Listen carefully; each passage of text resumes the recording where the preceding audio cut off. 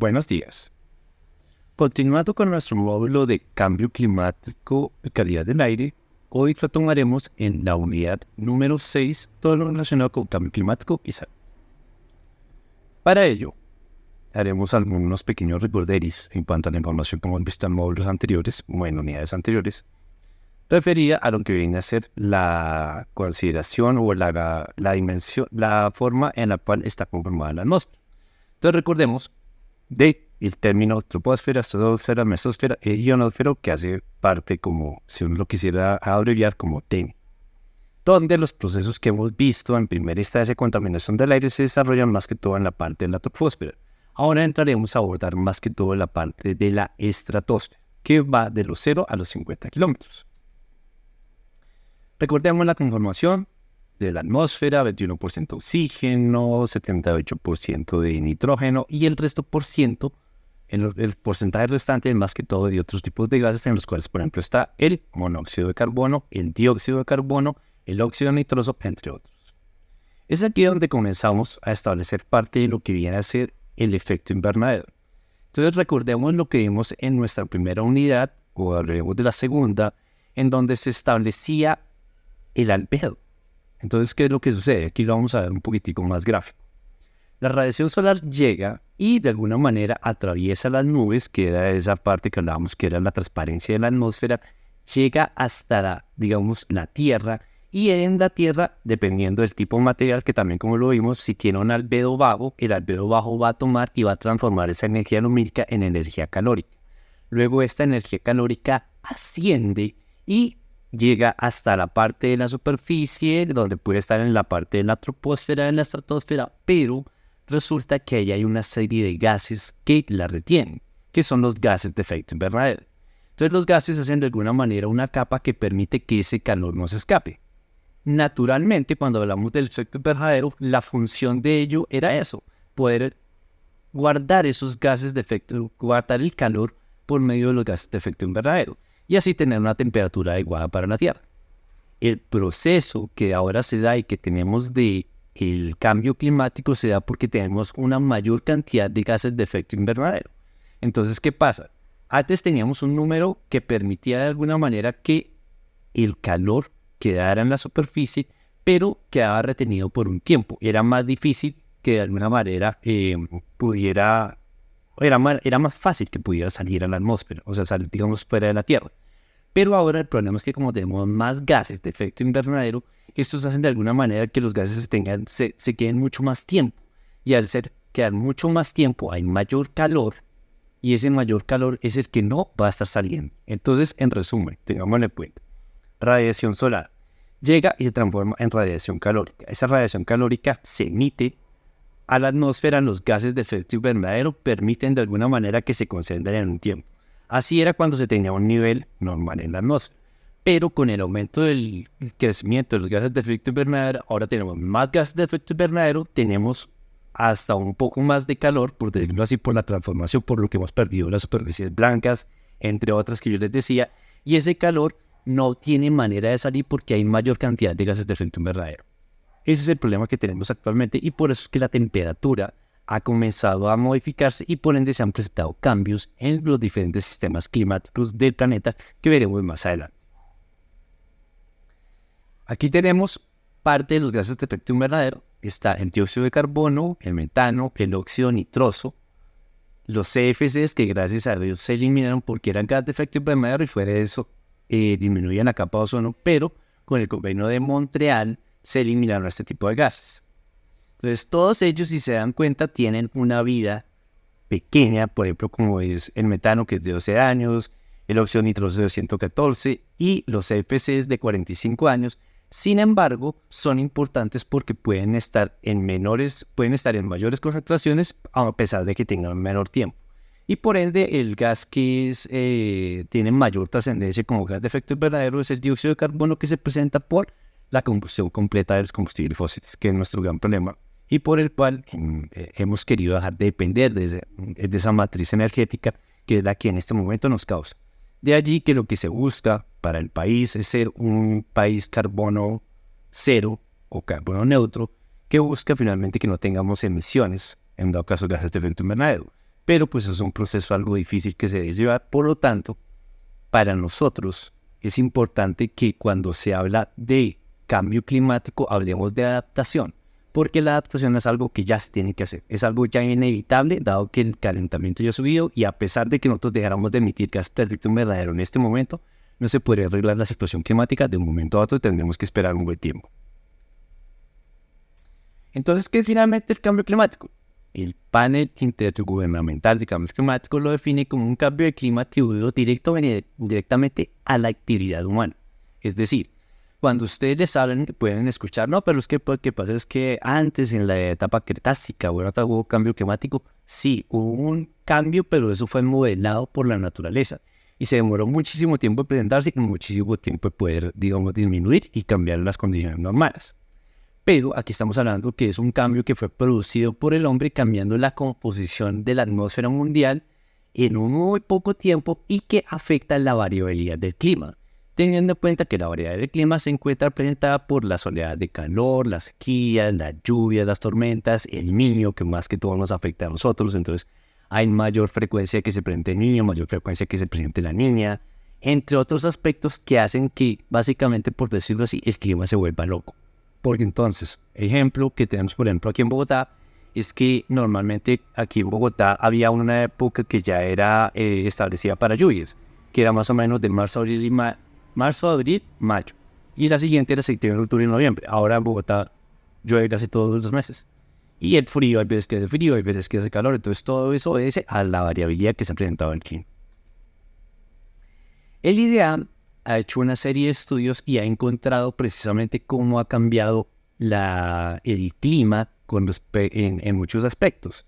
Entonces aquí tenemos, por ejemplo, unas proyecciones a futuro de cómo puede llegar a aumentar la temperatura en todo el territorio nacional, llegando hasta temperaturas que pueden subir hasta los 2.7 grados centígrados, lo cual es supremamente emergente, o sea, es algo que de alguna manera es supremamente importante. ¿Por qué? Porque, por ejemplo, lo que hablábamos, puede ser que entonces el mosquito, que es el vector del dengue, pueda llegar a trascender a otros pisos térmicos que anteriormente no podía llegar y que de alguna manera permite que el desarrollo que tiene el virus o el parásito dentro del mosquito sea mucho más rápido por la temperatura. Todos estos aspectos son importantes y ya han sido verificados y según las proyecciones o los pronósticos que se establecen, puede tener esa trascendencia a largo plazo.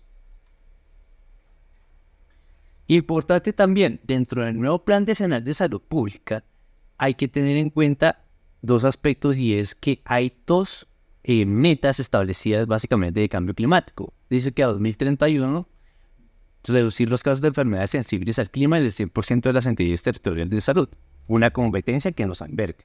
Y la segunda, que el 40% de las instituciones prestadoras de salud del sector público implementará la acción de adaptación ante los posibles eventos asociados por la variabilidad y el cambio climático.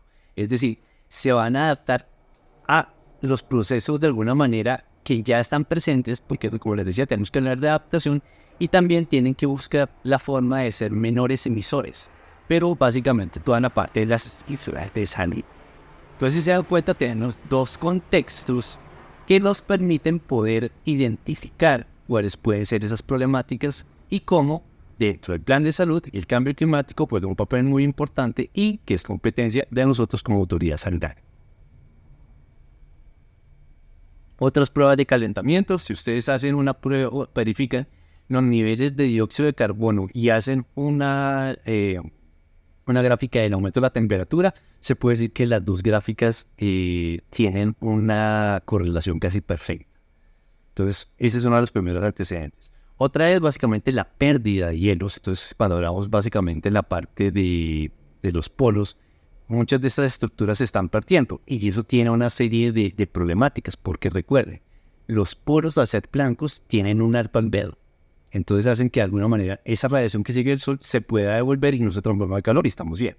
Pero si se pierden estas superficies, ya tendríamos una superficie que tiene un bajo albedo, retiene y los transforma en calor y tendríamos más calor y tenemos más gases de efecto invernadero, por lo tanto aumenta mucho más la temperatura del planeta.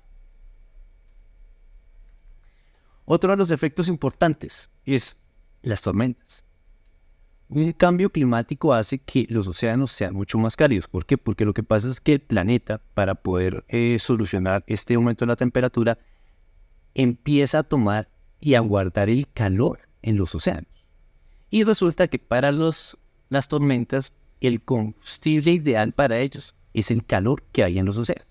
Si ustedes tienen un mar mucho más caliente, un océano mucho más caliente, pues le dan mayor combustible a los huracanes. Por eso es que a partir de los 90, los huracanes han comenzado a tener mayor fuerza. Entonces antes sí se conocían que aparecían los huracanes, pero pues de alguna manera eran suaves, por decirlo así, porque era una forma de liberar la energía que se presenta de diferentes contextos atmosféricos, pero resulta que ahora tienen mayor trascendencia.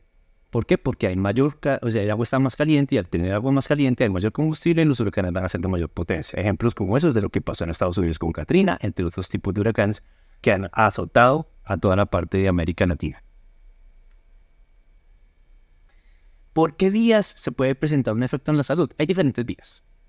Entonces, toda esta variabilidad climática se va a manifestar en diferentes problemas como olas de calor, fenómenos meteorológicos extremos, temperaturas y precipitaciones.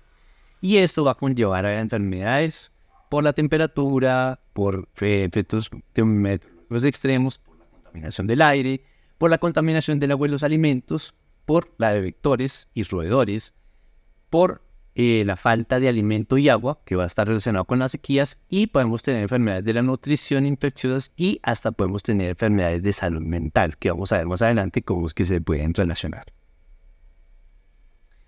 Entonces una de ellas es las temperaturas extremas. Entonces nosotros sabemos que los mecanismos de termorregulación del cuerpo, que la transpiración y vasodilatación cutánea, pueden lidiar con un cierto aumento de la temperatura, pero cuando esta temperatura ya aumenta demasiado y no hay una hidratación, ya se empiezan a presentar una serie de problemas en la salud de las personas, sobre todo aquellas que son hipertensas o tienen mayor edad.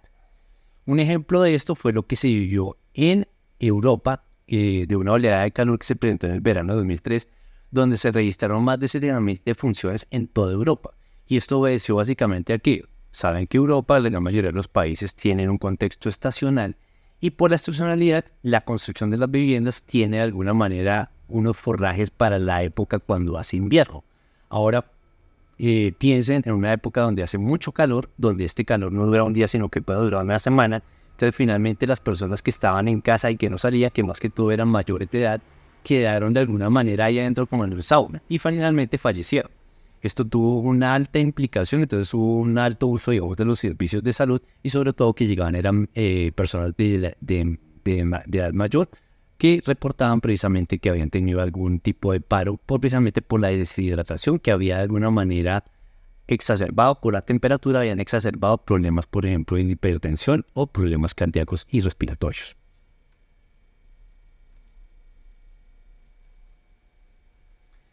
Otra de las características que les había hablado es que hay tormentas más severas. Entonces, como les decía, temperatura mayor en el mar, hay mayor, en un dado caso, velocidad de los huracanes y por ende van a tener mayor trascendencia. O sea, aquí le dice que regiones en la temperatura en la superficie del mar mayores a 26, un calentamiento de la superficie de apenas 2 grados centígrados puede intensificar la velocidad del viento del huracán de 13 a 7 metros por segundo. Entonces, tiene mayor fuerza como tal. Otro de los efectos que se presenta es la salinización del agua dulce en las zonas costeras, porque en el momento que se presenta un aumento del nivel del agua, entonces finalmente esta agua puede llegar a los cuerpos de agua dulce y puede llegar a combinarse y por ende ya se pierde la fuente de agua dulce, que entonces ya no habría suministro de agua potable para la población. Mentalmente se habla del desorden de estrés postraumático, que es lo que cita esta parte. Si ustedes tienen su casa, han realizado toda su construcción, tienen ahí todo y llega un momento a otro, un deslizamiento, una inundación y se les lleva todo. Ustedes pierden eso y tienen que irse como refugiados. En el momento que usted se va como refugiado, indirectamente va a sentirse mal. Entonces lo que se establece aquí es que al estar refugiado, donde tienes que compartir con otras personas, donde has perdido todo lo que construiste, ya no tienes nada propio, indirectamente se está generando un problema mental que se llama un desorden de estrés postraumático creado por el cambio climático. Esto es una de las, digamos, de las proyecciones que tiene, porque muchos lugares que son insulares y que van a ser superados por el incremento del nivel del mar van a perder absolutamente todo y van a desaparecer y van a tener que migrar, y esa migración van a tener que llegar a lugares donde no van a conocer a nadie y van a ser refugiados climáticos. Y esto finalmente va a generar un impacto en su parte psicosocial, que se relaciona con el desorden de estrés postraumático. Lo que les decía, tormentas más severas, el aumento en el nivel del mar. Un estudio que se hizo por el director del IDEAM en el 2007 establece que la costa Caribe ha subido 10 centímetros y la Pacífica 22 centímetros en el nivel del mar y puede llegar a seguir subiendo. Por otra parte, lo que hablábamos de las sequías. Cuando hablamos de la sequía, ¿qué pasa? Esto puede afectar en cuanto a que no hay disponibilidad de agua y también no puede haber disponibilidad de alimentos porque no hay manera de que se puedan tener los cultivos para sustentar los alimentos. Y además tiene otro factor importante y es que produce los incendios forestales. Estos incendios forestales van a terminar aplicando o afectando directamente en lo que va a ser la contaminación del aire. Entonces, al incrementarse los incendios forestales, hay más emisión de partículas como material particulado, dióxido de carbono, porque puede haber una combustión completa, y lo que esté dentro de la materia orgánica, que pueden ser los árboles, puede tener algún tipo de sustancias que se pueden emitir. Por lo tanto, hay una alta contaminación del aire. Otra de las razones importantes es que a mayores niveles, de alguna manera, que se presentan de temperatura, hay mayores emisiones biogénicas, que era la que yo les hablaba de compuestos orgánicos volátiles. Y si recuerdan, los compuestos orgánicos volátiles, al entrar en la atmósfera con la radiación ultravioleta, generan ozono. Por lo tanto, tendríamos unas mayores emisiones de ozono. Por otro lado, tenemos aumento en los niveles de polen, porque ¿qué pasa? Como hay mayores niveles de dióxido de carbono, promueve el crecimiento y la reproducción de las plantas. Y el crecimiento y reproducción de las plantas pues se da por el polen. En Colombia no es tan notorio este problema, pero en países europeos sí se sabe que cuando llega la temporada, por ejemplo, de otoño, donde de alguna manera está la disponibilidad de dióxido de carbono en una gran concentración, las plantas lo toman. Pero entonces hay mayor reproducción, hay mayor polen y las personas que son asmáticas tienen cuadros asmáticos más frecuentes. Entonces, aquí tenemos otra, digamos, de los impactos que hace el cambio climático, en este caso, en la contaminación del aire. En las enfermedades transmitidas por el agua, lo podemos tener tanto en agua dulce como en los ecosistemas marinos. Cuando hablamos de el agua dulce, tenemos que hablar de la calidad y la cantidad, las inundaciones y las sequías. Entonces ya sabemos, si hay sequía, hay menos agua y esa agua puede de alguna manera no estar disponible o no ser de la calidad que se necesita.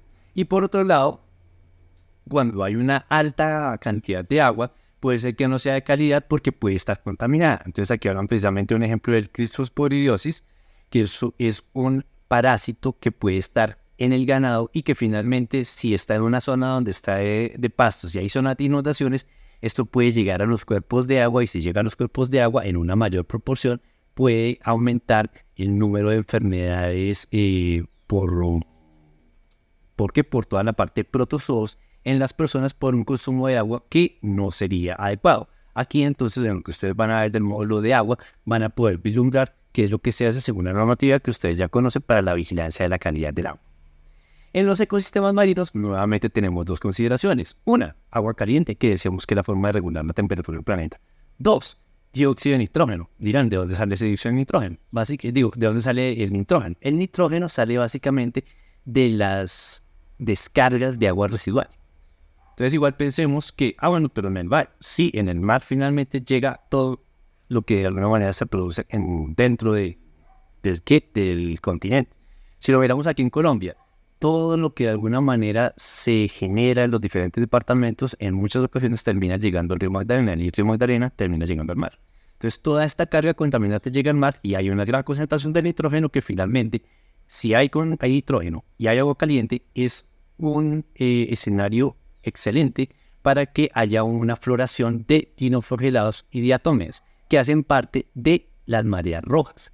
Entonces aquí lo que vamos a tener es que se van a liberar por estas algas con una serie de toxinas que van a tener en un dado caso los alimentos y finalmente esto puede ser una intoxicación, que es algo que nosotros vigilamos bajo toda la parte de intoxicaciones por alimentos, que es una de las notificaciones que se realizan por parte del CIVIGILA. Otro evento importante para relacionar en esto fue, por ejemplo, la floración de Gymnodium en el Golfo de México, que se extendió hasta el norte, hasta la costa estadounidense, donde se presentó un envenenamiento neurológico en humanos por mariscos y muerte sustancial de peces. Entonces, esto genera una toxina que finalmente genera un envenenamiento neurológico y produce este efecto finalmente. Entonces, aquí tenemos otra manera como el cambio climático termina afectando, en un dado caso, tanto el agua dulce como el agua salada. Importante para las enfermedades transmitidas por vectores, también. más que todo hablándolo para mosquitos y para roedores. Cuando hablamos para mosquitos, ¿qué pasa? Sabemos que hay una malaria que se llama sensible a la temperatura. Entonces, las actividades más sensibles al cambio climático a largo plazo, entonces la malaria ha podido, digamos, resurgir. ¿Por qué? Porque finalmente sabemos que el vector, que es el Anopheles para la malaria, él finalmente toma como reservorio los depósitos de agua sucia. Y en ese dado caso, si tenemos que hay una sequía y un aumento de la temperatura, tenemos muy pocos lugares donde se da esa consideración. Son espacios muy pequeños donde finalmente él puede colocar los huevitos y puede llegar a presentarse, digamos, la floración del huevo y finalmente, si tiene el parásito, empezar a repartirlo. Entonces aquí es donde tenemos un problema muy importante. Y el dengue, que finalmente también tiene una parte relevante, dado que el vector que es el Aedes aegypti tiene una alta catalogación. Nosotros aquí en Colombia, pues bien como sabemos, estas enfermedades transmitidas por vectores son de gran relevancia y en su momento pues ya no solamente era dengue, sino que era zika y chikungunya, que estaban repartidas por todo el territorio. Por otro lado tenemos los brotes de leptospirosis, donde los roedores son en un dado caso el vector que permite o el reservorio para poder de alguna manera tener la transmisión de la enfermedad.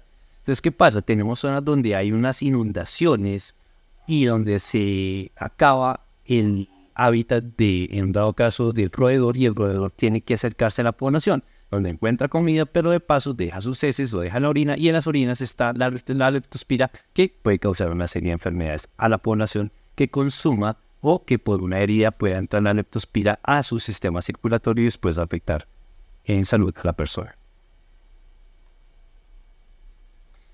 Efectos de la temperatura para los vectores y los patógenos transmitidos por vectores. Entonces, dentro del vector, ¿qué puede pasar? Primero, que hay una supervivencia que aumenta o disminuye dependiendo de la especie, es lo que se ha podido catalogar. Mayores índices de supervivencia en latitudes y altitudes más altas, lo que yo les decía, el vector puede llegar a migrar a pisos térmicos que anteriormente no estaban. Cambios en el índice de crecimiento demográfico de los vectores, sí, porque de alguna manera se pueden reproducir más rápido. Cambios en el índice de alimentación y contacto con el hospedero, porque ahora tienen mayor cercanía y a la vez más, pues hay mayor de alguna manera picadura.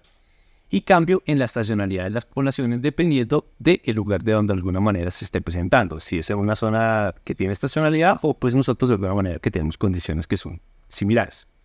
El patógeno que puede estar dentro del vector. ¿Qué pasa? El periodo de incubación extrínseco, que es el que se desarrolla adentro, se reduce, es decir, mucho más rápido.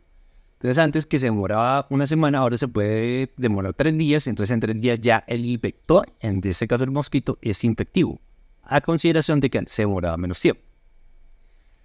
También hay una parte que puede presentarse que hay una reducción en la réplica viral, en un dado caso cuando estamos hablando de virus, como por ejemplo el virus del dengue. Entonces, hay una serie de consideraciones que pueden ser beneficiosas y otros que no, pero gran mayoría de estas consideraciones de alguna manera tienen un impacto mayor para la salud de la población. Otro de los cambios que más que todo, el efecto de los cambios por la precipitación. Entonces, ¿qué teníamos? Una lluvia adicional aumenta el hábitat larval y el tamaño de las poblaciones de los vectores.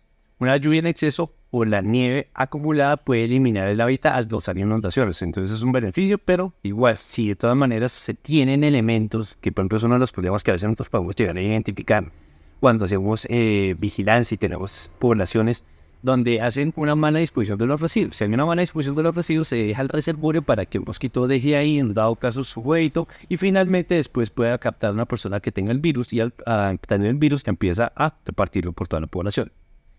La baja precipitación genera sequía en los ríos, que es la malaria de la sequía, lo que yo les decía, que entonces hay sequía y quedan apenas pequeños charquitos donde precisamente el mosquito de la malaria puede depositar sus huevos y se puede reproducir y posteriormente se alcanza a tener el contacto con una persona que tenga el parásito, entonces transmitiría la malaria. La falta de lluvia, aumento de mosquitos en los almacenamientos de agua, sí, porque finalmente sabemos que tenemos que almacenar el agua y ese almacenamiento del agua va a traer esos mosquitos que necesitan depositar los huevos. Entonces, por ende, digamos, la limpieza que tiene por ejemplo, en el lavado de los tanques de almacenamiento de agua. En cuanto a un huésped invertebrado, tenemos precisamente que el incremento de la lluvia va a hacer que haya un aumento de la vegetación y por ende disponibilidad de alimentos y tamaño de la población, en dado caso donde tenemos la parte de cultivos. Un aumento de las lluvias también puede hacer una disminución de la población pero que aumenta con el contacto de la gente. Entonces, básicamente, ellos pierden su ecosistema, pero tienen que migrar para conseguir más comida y por ende van a tener contacto. Y ahí, alrededor de las viviendas, precisamente ¿por qué? Porque hay menos alimento. Entonces, podemos tener contacto tanto en el cultivo como en la casa, dando función en que el animalito pues tiene que buscar para sobrevivir y por ende pues va a tener contacto con nosotros. Aquí otras enfermedades transmitidas por vectores que hablan que, por ejemplo, en el 2009 el cambio climático fue responsable del 3% de las muertes por diarrea, el 3% por malaria y el 3.8% por dengue en todo el mundo.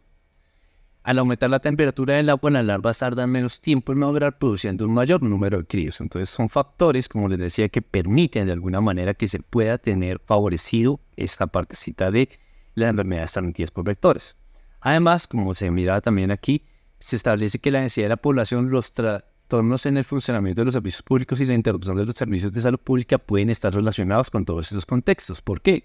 Porque en un dado caso, mayor presencia de enfermedad, hay una mayor, digamos que necesidad de los servicios y los servicios tal vez pueden llegar a que no pueden solventar las necesidades que se necesitan. Y en ocasiones, por ejemplo, cuando hablamos de lluvias torrenciales o deslizamientos, esto pueden dañar las estructuras donde se prestan los servicios públicos. Entonces, todo esto termina incidiendo de una manera indirecta en lo que pueden ser las problemáticas por cambio climático en la salud. Finalmente, hay otros aspectos importantes. Por ejemplo, se establece que el cambio en el suelo y el microclima, desde 1976, la OMS ha registrado 36 enfermedades infecciosas nuevas, de las cuales el 75% son zoonóticas. Entonces aquí podríamos pensar lo que se establece, cómo fue que comenzó toda esta parte de SARS-CoV-2, donde el inicio se establece muy seguramente que el virus, si estaba concentrado o era el virus inicial, que fue el que mutó posteriormente, estaba dentro de una cadena trófica, dentro de un hábitat, de un microhábitat, pero ese microhábitat fue alterado por el hombre, donde nosotros empezamos a sustraer especies o de alguna manera acabamos, y entonces este tipo de mosquitos o de alguna manera el virus que está contenido en el mosquito o que estaba en las especies finalmente que estaba controlado porque había un depredador, ya no hay un depredador, llega a nosotros y finalmente en el momento que salta logra tener la transformación para que finalmente sea patógeno para nosotros. Y por otro lado, la mayor exposición a plaguicidas. ¿Por qué? Porque ya sabemos finalmente que tenemos época en lugares de sequía donde de alguna manera tengo que poder hacer lo máximo, entonces tengo que echarle nutrientes al suelo para que finalmente pueda lograr el producto para alimentar a la población. O tengo una inundación, entonces en esa inundación tengo que liberarlo de unas plagas, entonces aplico plaguicida y sabemos que los plaguicidas tienen efectos supremamente tóxicos. Eso lo van a ver en todo lo relacionado con sustancias químicas. Y finalmente se establece que para el cambio climático hay dos enfoques. El primero que es el de la mitigación, que es una prevención primaria. Esta prevención primaria se establece más que todo en estabilizar o disminuir los gases de efecto invernadero, que hace competencia de muchos ingenieros que quieren crear nuevas alternativas para poder disminuir o de alguna manera los cambios y depender, por ejemplo, de los combustibles fósiles. Pero para nosotros como tal, como lo mencionaba anteriormente y que vamos a ver en el siguiente, en nuestra última unidad, se establece más que todo en la parte de la adaptación. ¿Por qué? Porque es una prevención secundaria y tenemos que hacer para la preparación del manejo de emergencias y sistemas de vigilancia epidemiológica que puedan registrar que de alguna manera, si nosotros sabemos que va a presentarse una alta precipitación, eso muy seguramente va a conllevar a que va a haber mayor presencia de mosquitos y estos mosquitos pueden tener dengue, pueden tener malaria y por ende van a afectar más a la población. Entonces, de alguna manera nosotros ser proactivos y poder tener esos sistemas de vigilancia. O que, por ejemplo, si se presentan unas olas de calor en algunos lugares, nosotros como entidad sanitaria podemos colocar puntos de hidratación. Por ejemplo, es una estrategia que se maneja en México. En México, a la entrada del metro y en otros puntos hay puntos de hidratación cuando se presentan altas temperaturas, precisamente por la deshidratación que se puede llegar a presentar y que las personas que son susceptibles pueden llegar a presentar un aumento y llegar hasta la muerte como tal. Entonces, todas estas acciones pueden estar ligadas y son competencia de nosotros y si se dieron cuenta, dentro del nuevo Plan Decenal de Salud Pública tenemos dos metas específicas. Una de ellas con todas las instituciones de salud y la otra con minimizar las enfermedades de alguna manera que tienen relación con el cambio climático, que como nos hemos dado cuenta, son una gran cantidad y tiene diferentes vertientes. Por lo tanto, importante poder desarrollar estrategias que permitan minimizar primero la presencia de las enfermedades haciendo promoción y prevención y segundo, tratando de articular con las entidades de alguna manera que tengan, que sean de salud, poder minimizar las emisiones, dado que también son contribuyentes a las emisiones de gases de efecto invernadero, y también pensarlo a nosotros que bajo nuestra concepción, bajo nuestra misma gobernanza, podemos realizar una gobernanza en función del cambio climático que nos apersonemos y tomemos medidas para poder minimizar, dado que los cambios no necesariamente tienen, o sea, los cambios se tienen que hacer a nivel global, pero también podemos colaborar desde nuestra parte para mejorar una mejor calidad de vida en el dado caso en cuanto a la parte de cambio climático. Espero que esta presentación haya sido de todo su conocimiento y que les sirva para su futuro como tal.